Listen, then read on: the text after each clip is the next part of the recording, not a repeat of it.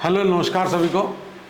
एक previous year question paper को लेके बहुत सारे अन्य विभिन्न प्रकार के सवाल होते हैं। कैसे पढ़ें, जिसको देखो वो बोलता है प्रीवियस ईयर क्वेश्चन पेपर देखना चाहिए। क्या देखें, क्या समझेंगे उसमें से? हम पहले बुक्स पढ़ लें फिर कर रहे हैं प्रीवियस ईयर क्वेश्चन पेपर। किस समय देखना चाहिए प्रीवियस ईयर क्वेश्चन पेपर और कितने साल का देखें? और सबसे महत्वपूर्ण बात, सबसे important part is what to analyze. क्या देखें उसमें?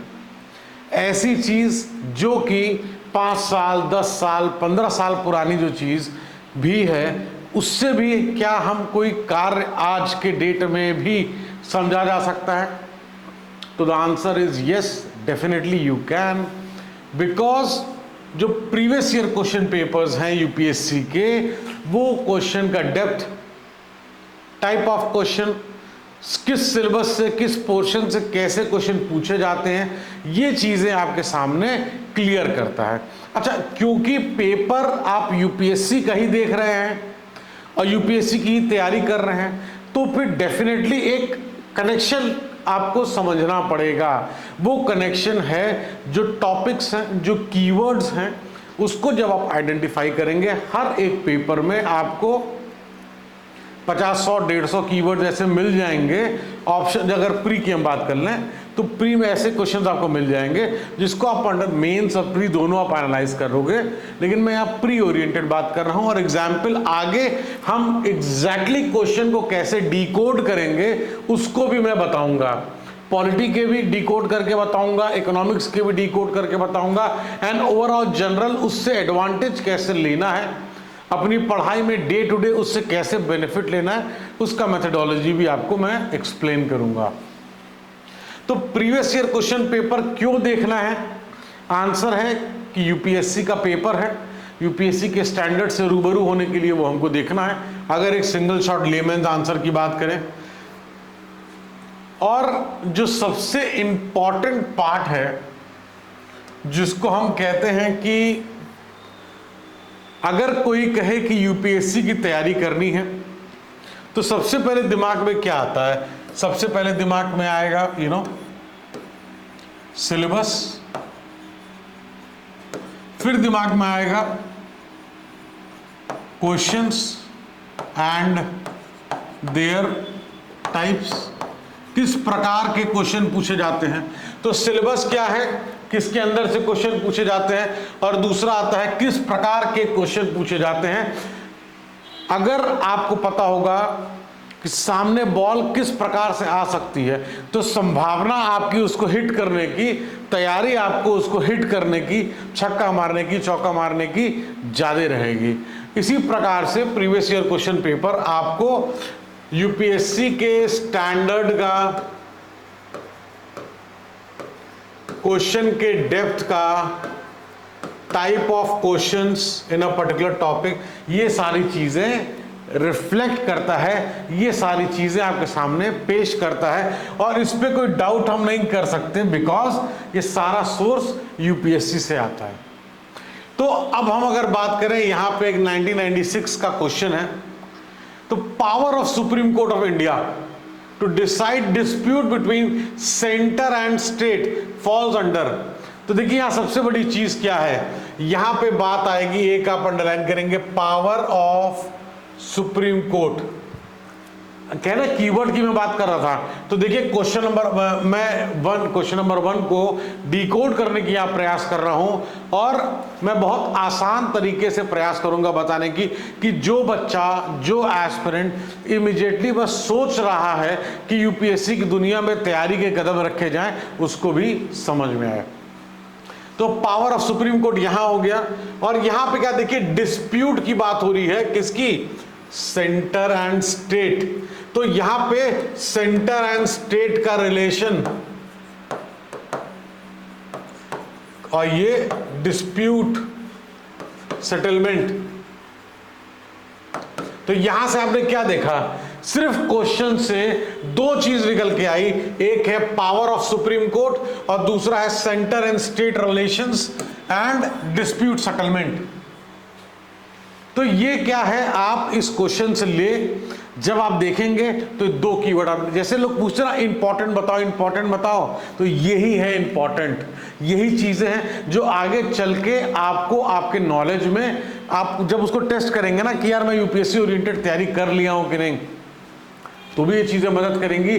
कौन सी चीजें, कौन सा ऑप्शन जो दिया है वो किस तरीके से पूछ लेगा आगे आने वाले सालों में, नो वन नोज। तो हमको हर तरीके से तैयार होना है, और यहां पे हमको क्वेश्चंस को सॉल्व नहीं करना है, मैं रिक्वेस्ट कर रहा हूं, सॉल्व नहीं करना है। यहां पे सिर्फ और सिर्फ हम लोग एनालाइज करेंगे, सिर्फ एनालिसिस करेंगे, देखेंगे, समझेंगे कि डिकोड करते कैसे हैं, कीवर्ड्स मिलते कैसे हैं, इंपॉर्टेंट कॉन्सेप्ट, इंपॉर्टेंट टॉपिक्स को हम आइडेंटिफाई पीवाईक्यू से कैसे करते हैं। तो पावर की बात हुई, सेंटर स्टेट रिलेशन और डिस्प्यूट सेटलमेंट की बात हुई। फिर ये देखिए, जो चारों हैं, ये चारों अपने आप में एक एक टॉपिक्स हैं जिसको हम नोट कर लेंगे। एडवाइजरी जुरिडिक्शन क्या होता है, appellate jurisdiction, original jurisdiction, constitutional jurisdiction. तो इसमें आपको power of supreme court, centre and state, तो जो ऑप्शंस भी दिए जाते हैं यूपीएससी में, वो भी आपके आने वाले समय में न्यूज पेपर्स के लिए इंपॉर्टेंट हो सकते हैं। इसलिए हमको किसी भी चीज को इग्नोर नहीं करना है। देखिए, ये मैं हमेशा कहता हूं कि मैं एक सजेस्ट कर सकता हूं आपको, हो सकता है किसी को मेरी बात समझ में, हो सकता है किसी को ना आए।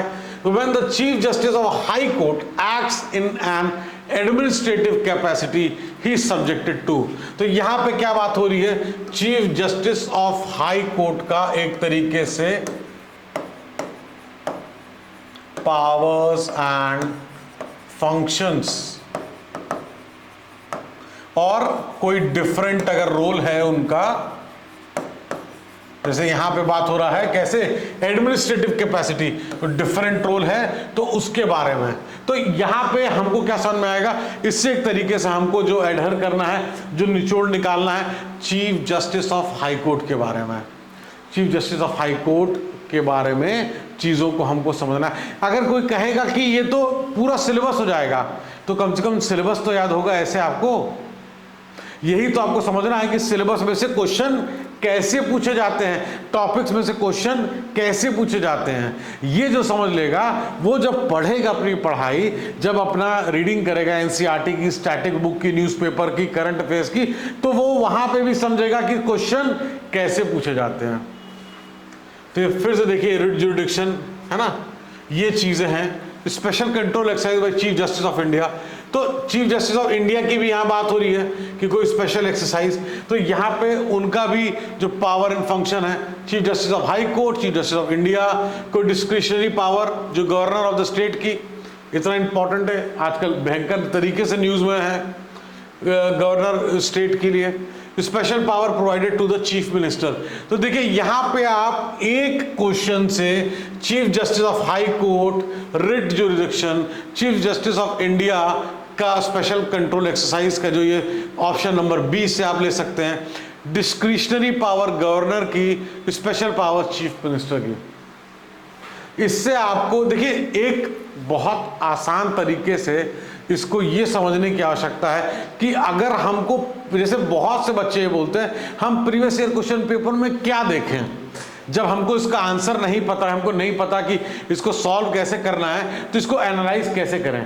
तो यहाँ पे वही बात हो रही है कि इसको एनालाइज कैसे करना है, इसको डिकोड कैसे करना है। यहाँ पे we are only doing the decoding part, ताकि आप समझ लें कि स्टेप 1 में सिलेबस जब आप देखेंगे और पीवाईक्यूज देखेंगे 5 साल का, 10 साल का, 15 साल का, एटलीस्ट हाईली रिकमेंडेड है 5 से 7 साल के previous year question paper pre के और मेंस के जरूर देखने चाहिए।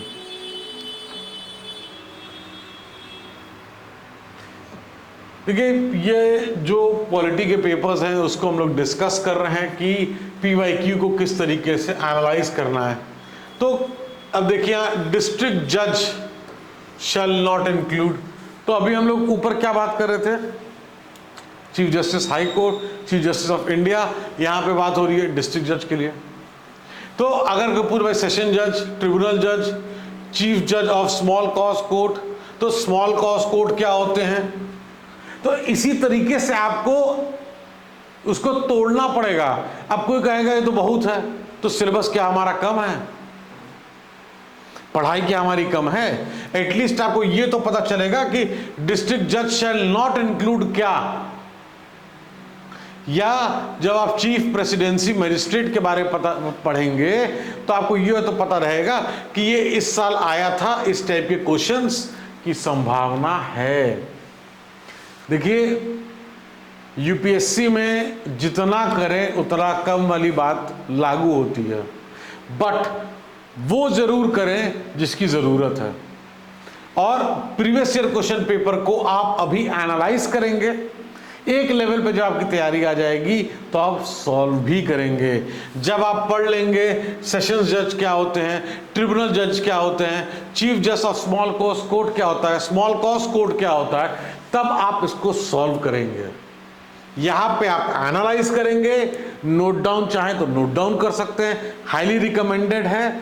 उसके बाद आप जो है उसको जब पढ़ेंगे आप अपने सामने रख सकते हैं ना, उसको आराम से। कभी थक गए, नहीं सर महाराज क्या करें यार, कुछ भी मन नहीं कर रहा है, कोई बात नहीं, PYQ के 5 साल 7 साल के PYQ के कीवर्ड निकाल लीजिए। ये क्या है? दिस इज नथिंग, ये कीवर्ड एक है, ये कीवर्ड है, ये चीफ स्मॉल कॉज कोर्ट ये कीवर्ड है, चीफ प्रेसिडेंसी मजिस्ट्रेट ये क्या है? कीवर्ड है।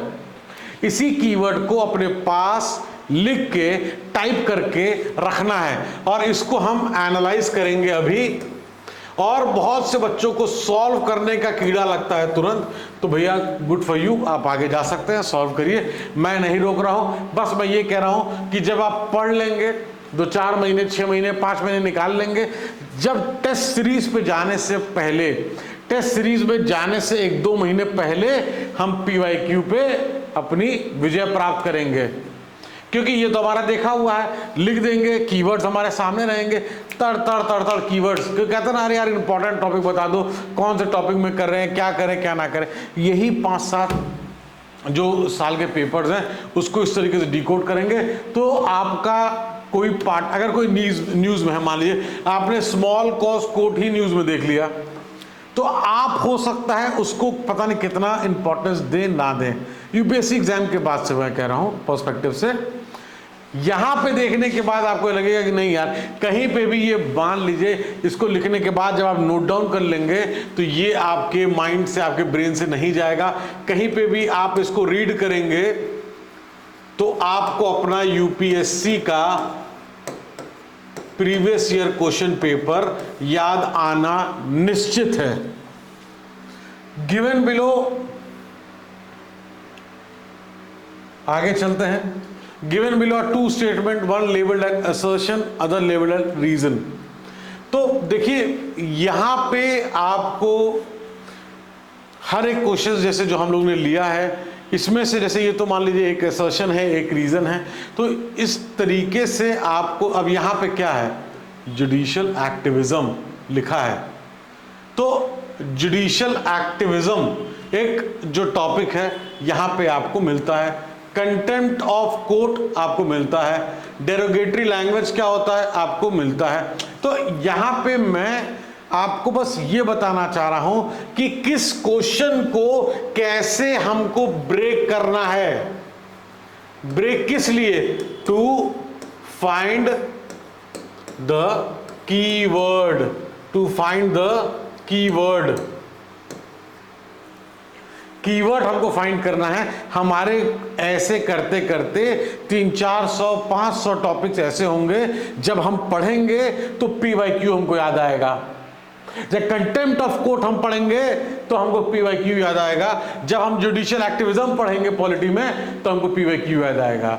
तो उसमें क्या, एक फेमिलियर, आपको एक फेमिलियर एटमॉस्फेयर मिलेगा। अच्छा हाँ ये तो पढ़ा हुआ, उस समय जानते हो ना जानते हो कोई डिफरेंस नहीं क्रिएट करेगा, बट ये क्रिएट करेगा कि मैंने इसको रीड किया है। तो we have to focus on the small advantages also which can be taken while we are preparing for the UPSC exam. तो दिस इज माय स्टाइल कि जिसको जिस तरीके से एक तरीके से बेहतर तरीके से समझाया जा सकता है। अगर आपको इससे बेटर तरीका पता है तो you can go ahead with that also. अब schedule of the constitution, which schedule of the constitution, तो विच शेड्यूल यहाँ पे सीधे सीधे आपका सबसे पहले क्या है, schedule of the constitution. Sir and ma'am आपको लग रहा होगा कि ये क्या कर रहा है, लेकिन सच बता रहे हैं, अगर 90 के 100 में 98% बच्चे ये नहीं करते हैं, और जो करते हैं मैक्सिमम बच्चे वही सेलेक्ट होते हैं। At least will be at peace कि मैंने सब कुछ किया। तो schedule of the constitution of India की यहां बात हो रही है, special provision for administration and control of schedule areas in several state. तो देखिए ये आपको एक तरीके से scheduled areas, schedule of the constitution, ये चीजें कहीं ना कहीं बहुत बहुत बहुत इंपॉर्टेंट हैं, आपको इसको जानकारी लेनी है। और इससे क्वेश्चन पूछा गया है, कैसे क्वेश्चन पूछा गया है वो आपके सामने है। अब कॉन्स्टिट्यूशन अमेंडमेंट एक्ट की बात हो रही है, 4 लैंग्वेजेस की बात हो रही है यहाँ पे। अब देखिए कॉन्स्टिट्यूशन के 19th, 91st, 92nd, 93rd amendment. तो इसका क्या मतलब हुआ कि अमेंडमेंट के बारे में अगर कोई क्वेश्चन आएगा तो किस तरीके से ब्यूटीफुली पूछा जा सकता है, इससे हमको ये समझना है। 8th शेड्यूल हमारे सामने यहाँ रिफ्लेक्ट कर रहा है, 8th शेड्यूल के बारे में हमको ये चीज समझना है। तो अपने को इसी तरीके से पता है, ऐसा नहीं है कि आपको एक क्वेश्चन पेपर अगर प्री का है सॉल्व करने में, I mean, जिस तरीके से डिकोड कर रहे हैं उस तरीके से डिकोड करने में max to max half an hour से 45 मिनट आपका सॉल्व नहीं करना है। अंडरलाइन किया पेंसिल से, नोट डाउन किया, अंडरलाइन किया पेंसिल से, नोट डाउन किया। एटलीस्ट ये तो जो नहीं भी जानता इतना तो जानता होगा ना कि हाँ भैया ये कोई ऐसा वर्ड लगा कि इसकी कोई मीनिंग है, तो वो तो लिख सकता है। तो टोटल नंबर ऑफ मिनिस्टर्स की यहाँ बात हो रही है कि total number, constitutional amendment state that the total number of ministers including the prime minister and the council of ministers shall not exceed 15% of the total number of the members of the house of the people। तो इससे आपको यहाँ पे देखिए constitutional amendments के ऊपर जो है ये सवाल आ रहे हैं कि कौन सा अमेंडमेंट है जो कि ये बताता है कि 15% से ज़्यादा एक्सीड नहीं कर सकते हैं। तो किस तरीके से सवाल आते हैं हम वो समझेंगे, जहाँ पे कीवर्ड ले सकते हैं वो नोट करेंगे, आगे जब पढ़ेंगे तो कीवर्ड हमको फेमिलियर लगेंगे, हम उस पर फोकस भी देंगे। उन कीवर्ड से सवाल कैसे आएंगे वो भी कहीं ना कहीं इसमें हमको मिल जाएगा और जिसको हमको समझना है। अब देखिए यहाँ पे with reference to the Constitution of India consider the following: fundamental right, fundamental duty, DPSP। ये तीनों ऐसा है कि शायद ही कोई ऐसा प्री होगा जिसमें इन तीनों में से सवाल ना आता हो, कोई ना कोई सवाल जरूर होगा तीनों में से। तो हमको क्या करना है, हमको इन चीज़ों को नोट डाउन करना है। Fundamental right, fundamental duty, directive principle of state policy.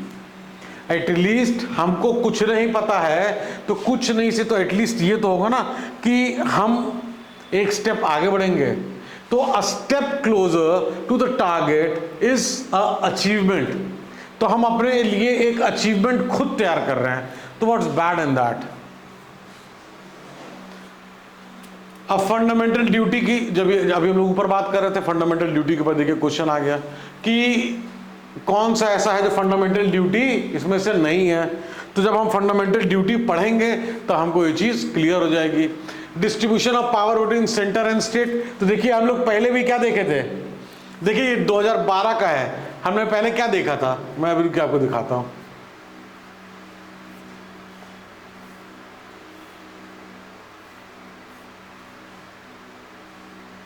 हम लोग ने ये देखिए dispute between centre and state, यहां मैंने बताया था रिलेशंस के बारे में। और 2012 में देखिए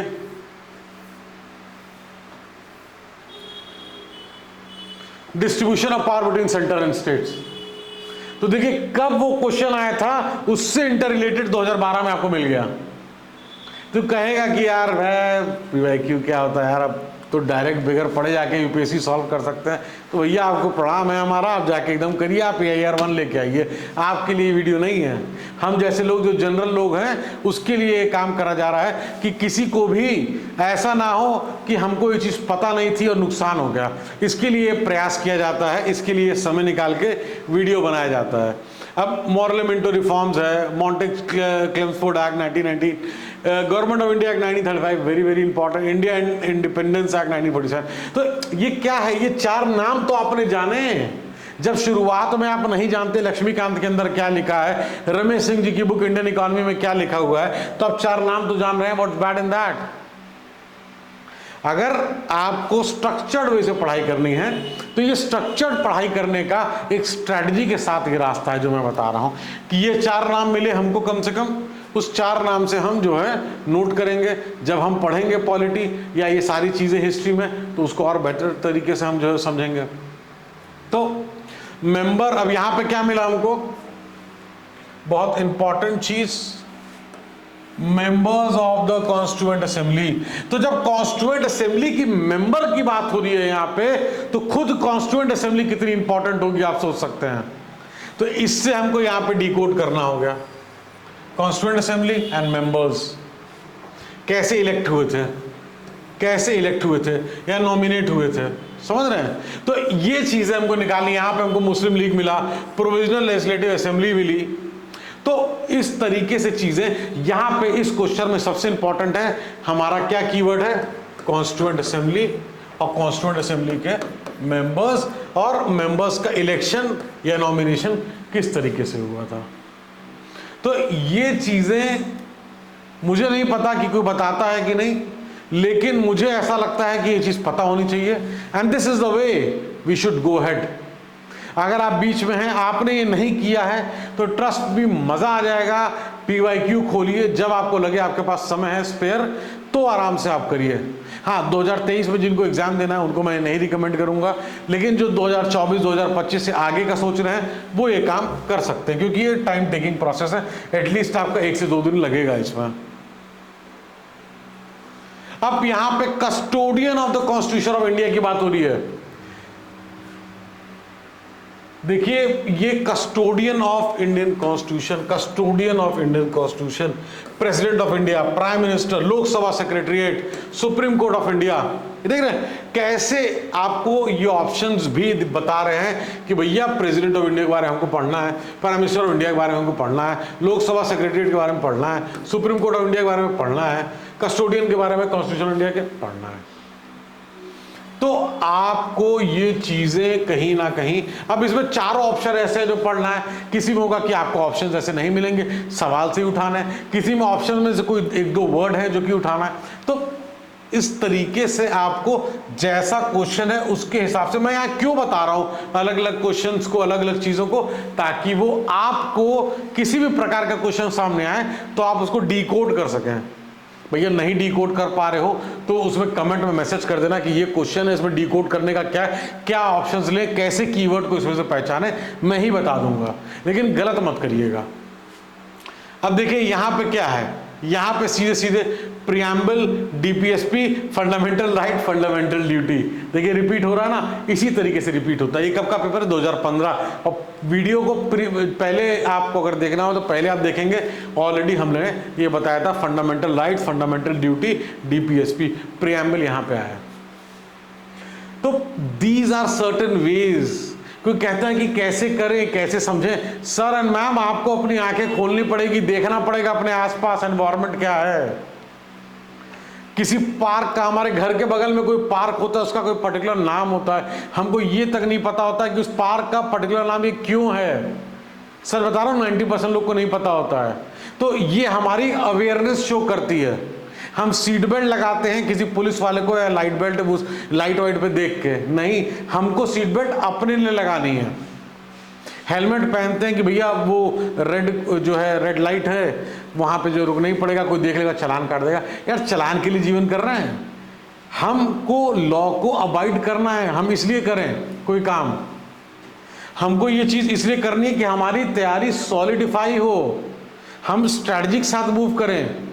हमको किसी से बैक बोरो नहीं करना पड़ेगा कि इंपॉर्टेंट टॉपिक बताओ सर, इंपॉर्टेंट कीवर्ड्स बताओ, आप खुद बताओगे उनको।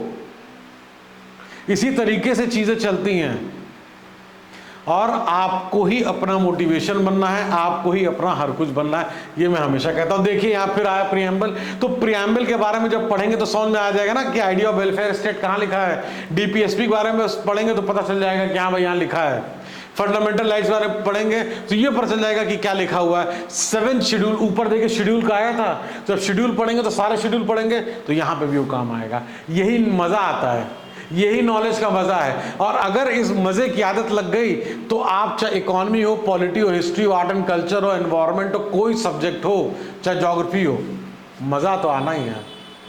एंड जितने बच्चे आप देख लीजिए, जितने बच्चे मस्त मौला तरीके से पढ़ते हैं, इजी आउट पढ़ते हैं, उनका रिजल्ट, उनकी रैंक और बेटर होती है। सबका अपना तरीका होता है, I am not commenting on any ones, लेकिन मुझे ऐसा लगता है कि थोड़ा सा ईज आउट होकर पढ़ना चाहिए, अपनी आंखें खुली रखनी चाहिए। ऐसा ना हो कि हमारे हॉस्टल के बगल में एक पार्क हो जिसका कोई नाम हो, क्यों नाम है मुझे नहीं पता, तो पता होना चाहिए। We should be aware of that thing. हमको उस पर पीएचडी नहीं कर लेनी है, हम पे उस पर रिसर्च नहीं करनी है, बट हाँ हमारे हिसाब से जितनी 2-4 लाइन अगर किसी के बारे में कोई चीज़ पता है तो इट्स नॉट बैड। सब नहीं, लेकिन एटलीस्ट अगल बगल का तो एनवायरनमेंट का पता होना चाहिए। हमारे सिटी की अगर कोई हिस्ट्री है तो हमें पता होना चाहिए। ये चीज़ तो इसलिए पता होना चाहिए कि वो तुरंत उठा के पूछेंगे इंटरव्यू में, इंटरव्यू में पूछ लेंगे वो, हमको नहीं पता होगा तो नीलबटा सन्नाटा, और नहीं तो मेंस देने के बाद जब रिजल्ट आ जाएगा तो रट्टा मारना शुरू करेंगे। मस्ती में पड़िए, थक गया, चला यार हम लखनऊ में रहते हैं और लखनऊ की हिस्ट्री देख लें, हम गोरखपुर में रहते हैं और हिस्ट्री देख लें, हम बिहार में रहते हैं और गोपालगंज की हिस्ट्री देख लें, आओ हम दिल्ली की देख लें। ये क्यों रखा, इस संस्थान का ऐसा नाम क्यों है, क्या हिस्ट्री है, क्या इन्वॉल्वमेंट था, क्या चीज़ें, ये हमको पता चलता है कि भाई चौरी चौरा में क्या हुआ था, क्या। ठीक है हिस्ट्री में हम पढ़ेंगे, हम समझेंगे, लेकिन हम 2 मिनट ऐसे ही देख सकते हैं मस्ती से। तो कुछ चीज़ें होती हैं हम हंसी खेल खेल में जो है सीख लेते हैं, जान लेते हैं, और जब पढ़ने बैठते हैं तो वो हमको आराम देती है। इसी तरीके से जब यहाँ कीवर्ड हम देखेंगे तो हमारी जो फैमिलियरिटी होगी, कॉन्सेप्ट के साथ जो फैमिलियरिटी होगी, वो हमको निश्चित हेल्प करेगी, निश्चित हेल्प करेगी, अगर इसको हम अपने ट्रू सेंसेस में सही तरीके से पढ़ रहे हैं और उसका कीवर्ड को लिख लेते हैं। यहां पे देखिए अब हम आ गए किस पे, इकोनॉमिक्स पे, polity over. Global financial stability report कौन प्रिपेयर करता है। अब अगर आपसे कोई पूछे अरे यार वो आपने कोई रिपोर्ट देखी, मान लीजिए किसी रिपोर्ट के बारे में जो है पेपर में लिखा है, आपको पता ही नहीं यार रिपोर्ट के बारे में पूछता है क्या। हम लोग पूछते ना अपने कोचिंग में जाके, कितने बच्चे मैं देखता हूँ पूछते हैं यार ये भी क्वेश्चन आता है क्या, इस टाइप का क्वेश्चन आ सकता है क्या, ये टॉपिक इंपॉर्टेंट है क्या। ये सारी चीज़ें बंद हो जाएंगी अगर आप इस तरीके से उसको डिकोड कर लेंगे। मैं ये नहीं कह रहा हूँ कि मैं कोई बहुत बड़ा काम कर रहा हूँ, लेकिन हाँ ये जरूर कर रहा हूँ कि जो बच्चे परेशान होते हैं, अगर ये सीरियसली देखेंगे, फॉलो करेंगे तो उनको परेशान नहीं होना पड़ेगा किसी से भी। इंपॉर्टेंट और क्या आएगा क्या नहीं आएगा ये पूछना 99% बंद हो जाएगा। तो ग्लोबल फाइनेंशियल स्टेबिलिटी रिपोर्ट है, तो ये स्टेबिलिटी जो रिपोर्ट है ये आपको बताती है इस टाइप के क्वेश्चंस आते हैं। European central bank, IMF important है, ये हमको देखना है। International bank for reconstruction and development definitely important है। Organisation for economic corporation and development. तो देखिए आपको यहां से एटलीस्ट IMF जो B है और C है और ग्लोबल फाइनेंशियल स्टेबिलिटी रिपोर्ट, जब आप रिपोर्ट देखेंगे बहुत सारे रिपोर्ट ऐसे होते हैं जो कि अलग अलग इंटरनेशनल ऑर्गेनाइजेशंस जो प्रिपेयर करती हैं, और वो रिपोर्ट के बारे में पूछ लेता है डायरेक्टली कि ये रिपोर्ट कौन प्रिपेयर करता है, ये रिपोर्ट कौन प्रिपेयर करता है। तो इसलिए ये चीजें हमको पता होनी चाहिए। Reference to governance of public sector banking in India, consider the following. तो यहां पे governance of public sector banking आपको एक अच्छा टॉपिक मिलता है, मेंस में पूछ लेगा governance of public sector banking. यहां तो है ही है, governance of public sector banking के बारे में अगर पूछ लेगा कि आज से 30 साल 40 साल 50 साल पहले क्या स्टेटस था, आज क्या स्टेटस है, तो आपको मजा आ जाएगा। अगर आपने यहीं पे उसको पढ़ लिया होगा तो आपको मजा आ जाएगा। क्या करना है, governance of public sector banking Google मारना है, ये पढ़ते के साथ ही तुरंत गूगल मार देना है। क्यूरियोसिटी रखिए, सबके साथ नहीं करिए कि फंडामेंटल राइट गूगल मार रहे हैं, DPSP मार रहे हैं, प्रीएम्बल नहीं, वो चीज़ जो स्टैटिक पार्ट है ठीक, कोई बात नहीं, होगा। ये जो कुछ जैसे जिसमें क्यूरियोसिटी आए, नहीं यार मुझे जानना है कि ये क्या है, मुझे जानना है कि गवर्नर का क्या पावर, मुझे जानना है कि चीफ मिनिस्टर का क्या पावर होता है, तो तुमने गूगल देख लिया, विकिपीडिया में ऊपर के 4-5 देखे, या कोई गवर्नमेंट वेबसाइट मिल गई तो बेस्ट है। पीआईबी कर लिया, हमने पीआईबी डाल दिया, टॉपिक लिखा पीआईबी, टॉपिक लिखा पीआईबी, टॉपिक लिखा पीआईबी, सबसे बेस्ट है किसी भी चीज़ के बारे में जानने का। मेरे टीचर ने, मेरे मेंटोर ने मुझे ऐसे बताया था, मैं आपको बता रहा हूं, मैंने फॉलो किया, बहुत कुछ सीखा। आप फॉलो करोगे तो हो सकता है आप भी सीख जाओ। Capital infusion, what is capital infusion अगर पूछ लेगा तो आप यहां से देख के बता सकते हैं। यहां पे आपको टॉपिक देगा, कीवर्ड देगा, पढ़ना आपको है।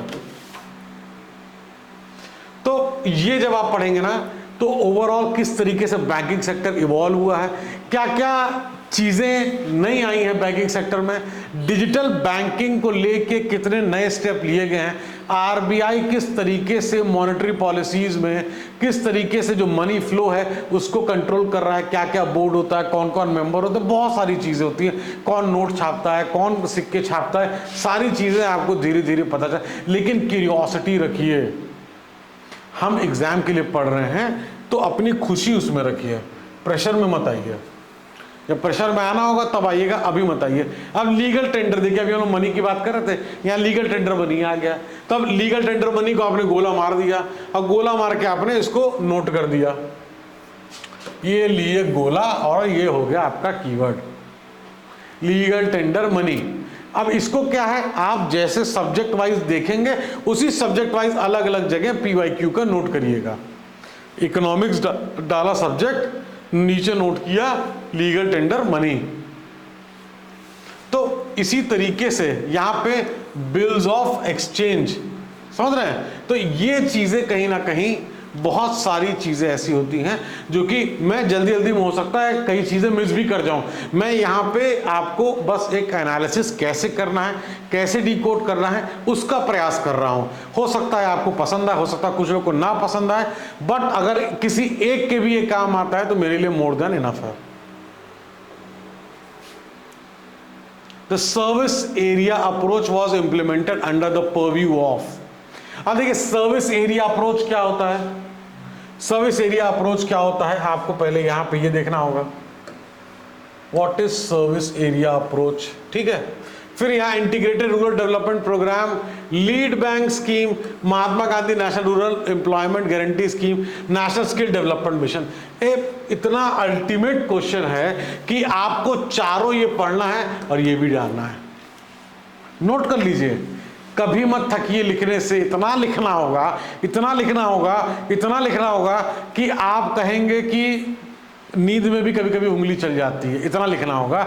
ऐसे ऐसे लोग हैं जो एग्जाम क्वालिफाई करते हैं और वो बताते हैं, उनका इंटरव्यू भी आप सुन सकते हैं कि एक एक दिन में 3-3 पेपर, 4-4 मेंस के पेपर, फुल पेपर लिखते हैं कि एग्जामिनेशन में गलती ना हो, जो गलती होनी है प्रैक्टिस में गलती हो, रेक्टिफाई हो और आगे बढ़े।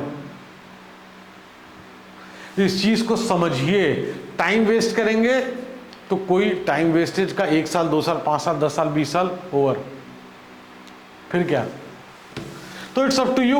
मैं जो बता सकता हूं मैं आपको भाई बता रहा हूं। कुछ क्वेश्चंस पॉलिटी के डिस्कस करें, कुछ क्वेश्चंस अभी हम लोग इकोनॉमिक्स से डिस्कस कर रहे हैं। ये एक परव्यू दे रहा है आपको कि exactly how you can go ahead with the previous year question papers and decode this things. इसमें अगर आप ये वीडियो देख रहे हैं तो आराम से देखिएगा, समझिएगा कि मैं क्या बोलना चाह रहा हूं।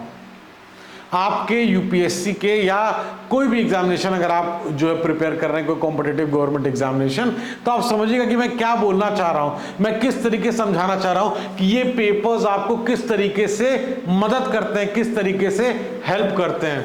अब देखिए यहां पे सबसे पहले क्वेश्चन पढ़ा नहीं कि सबसे पहले आपको controller and auditor general of India, तो तुरंत आपको यहां पे कैट जो है रिफ्लेक्ट कर जाएगा, powers, functions, role, selection, qualification, eligibility, खट खट खट खट खट दिमाग में सब कुछ आ जाएगा। ये कीवर्ड्स ट्रस्ट मी आज आप नोट करेंगे, 90% चीज़ों के बारे में आप नहीं जानेंगे। जब आप जान जाएंगे मज़ा आएगा, रिवीजन करेंगे तो मज़ा आएगा, और फाइनल स्टेज पे जाओ एकदम हर चीज़ से हम तैयार हैं। जब हम टेस्ट सीरीज अपनी सॉल्व करते हैं तब ये कीवर्ड्स हम अपने सामने रखेंगे, 5 साल 10 साल वाले। खट खट खट खट, पॉलिटी देखा, अच्छा हाँ ठीक है। अब उस समय पता है कैसे आएगा, अच्छा कंट्रोलर ऑडिटर जनरल, हाँ ठीक है, पीएम ये ठीक है, गवर्नर ये ठीक है, सुप्रीम कोर्ट ठीक है, सुप्रीम कोर्ट जजेस ठीक है, ऐसे आता है।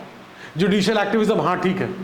तो आप जुडिशियल एक्टिविज्म के बारे में सोचे, 4 लाइन उसके दिमाग में आई, हाँ ठीक। फिर उसके बाद सेकंड स्टेप में गए, दूसरा टॉपिक देखे, 4 लाइन 10 लाइन दिमाग में आई, हाँ ठीक।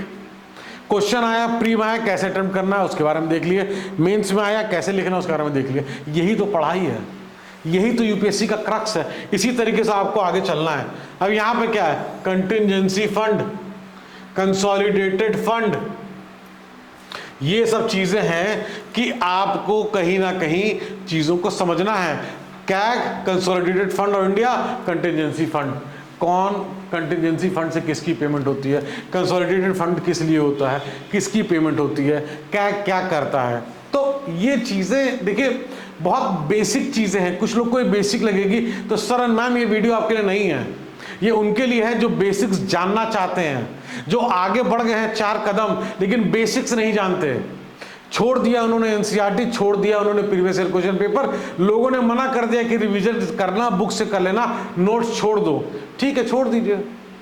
कल के डेट में जब 1500 2-2000 पन्ने रिवीजन करने होंगे एक एक सब्जेक्ट के, तब रिवीजन कर लीजिएगा 1 घंटे में। तब मत बोलिएगा कि पेपर के बारे में यार ये आता था, रिवीजन नहीं करे, लास्ट मोमेंट पर छूट गया। There is no next chance. जो अटेम्प्ट है उसको बेस्ट अटेम्प्ट बना के दीजिए, और कोई उपाय नहीं है। कितने भी अटेम्प्ट हों आपके, लेकिन बेस्ट अटेम्प्ट दीजिए। नहीं तो अगर हम नेक्स्ट अटेम्प्ट के बारे में सोचेंगे तो इस अटेम्प्ट में क्या अपने आप को मैंने हारा हुआ घोषित कर दिया, लूजर घोषित कर दिया, कि हम ऑलरेडी नेक्स्ट अटेम्प्ट के बारे में सोच रहे हैं। तो it's better think about this time. आज जो है उसको हासिल करना है, कल क्या होगा वो देखा जाएगा। यहां देखिए, parliamentary committee, consultative committee, administrative by making administrative and periodic report by compelling the executive to issue writs। तो यहाँ पे देखिए एक रिट्स, एक ऑप्शन ऊपर भी हमने देखा था, कंसल्टेटिव कमेटी, पार्लियामेंट्री कमेटी। तो देखिए ये चीजें आपको जो मैं बार बार बता रहा हूँ, लाइन कर रहा हूँ, अंडरलाइन कर रहा हूँ। लोकसभा, तो लोकसभा क्या है, लोकसभा के मेंबर कैसे इलेक्ट होते हैं, क्या पावर होती है, कौन से ऐसे बिल होते हैं उसमें लोकसभा का से होता है, राज्यसभा का से होता है, लोकसभा राज्यसभा की ज्वाइंट सिटिंग कब हो सकती है, कब नहीं हो सकती है, ज्वाइंट सिटिंग होगी तो कौन प्रिसाइड करेगा, बहुत सारी चीजें होती हैं। पढ़ेंगे, मैं आपको सिर्फ इसलिए बता रहा हूं कि आगे चल के जब आप लोकसभा कीवर्ड देखेंगे अपनी तैयारी के 4 महीने 6 महीने 8 महीने बाद, तब आपको ये मजा देगा। आज आपको लग रहा है कि गोला मार मार के ये मास्टर क्या पगला रहा है यार, कोई बात नहीं सर।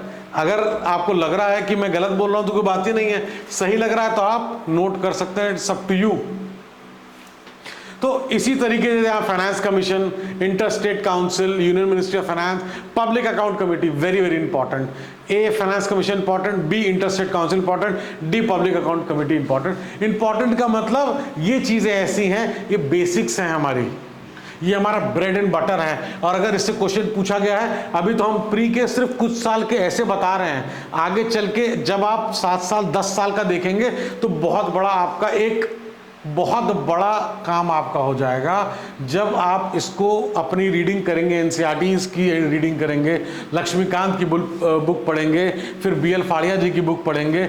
अगर आप लॉ बैकग्राउंड से हैं या पॉलिटिकल साइंस में आपको अच्छा लगता है तो डीडी बसु भी, तो बहुत सारी बुक्स हैं, बहुत सारे राइटर्स हैं, जो आपको ठीक लगे आप वो पढ़िए। लेकिन जब वो पढ़ेंगे और फिर इस पन्नों को खोलेंगे, तब आपके दिमाग में एक एक टॉपिक जैसे जैसे पढ़ेंगे तब घंटी बजते जाएगी, और वही घंटी आपको बताएगी कि यस आई एम प्रिपेयर्ड। तो इसी एंड पे we are closing the video. इसके बाद भी अगर किसी को डाउट है कि प्रीवियस ईयर क्वेश्चन पेपर कैसे डिकोड करते हैं, क्या समझना है, क्या कीवर्ड एंड ऑल दोस, तो आप कमेंट कर सकते हैं। अगर आपको ठीक लगा हो तो आप इस वीडियो को अपने पास जब भी कन्फ्यूजन हो तो देखने के लिए शेयर या जो भी अपने पास उसका लिंक रख सकते हैं कि अगर आपको देखना हो तो आप देख सकते हैं। It's completely up to you. मुझे जो ठीक लगा कि प्रीवियस ईयर क्वेश्चन पेपर को किस तरीके से डिकोड करना है उसके बताने के लिए ये वीडियो बनाया गया। Thank you so much watching the video.